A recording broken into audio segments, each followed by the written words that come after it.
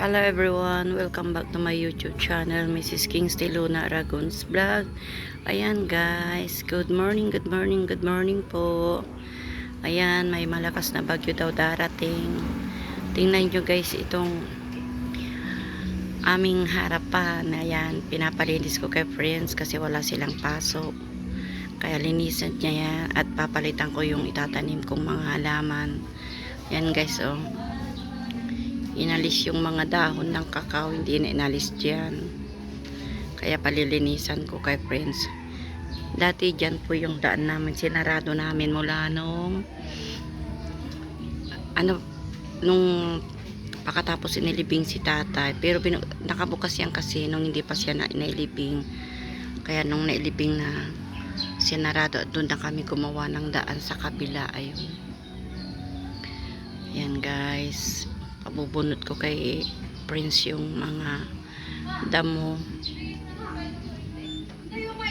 Sabi na bigay mo. Siyempre, naalagang arenas mo sa walig-lugad so, hindi man na. Si Kato Bala. Under PU8 and DMW. Nanak kaya, di ba, factory worker versus kang gapo. Inuling nga lang ito post. Di mana-play ka. Maglaka. Ay na-play mo. Di tang kalaka. Nabainti, so interview. Laka. Mautang kabala itong siri sila unsoblay di manay. Hindi, kasi siyempre, ilakad-lakad mo. Laka. Ayan guys.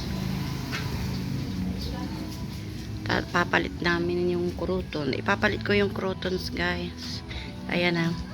Yung crotons na yun na. Ayan. Yun ang tatanim ko na dyan. Lahat ng crotons ko ilalagay ko dyan. Lilipat ko daan. Oh my God. Lumabas yung apo ko.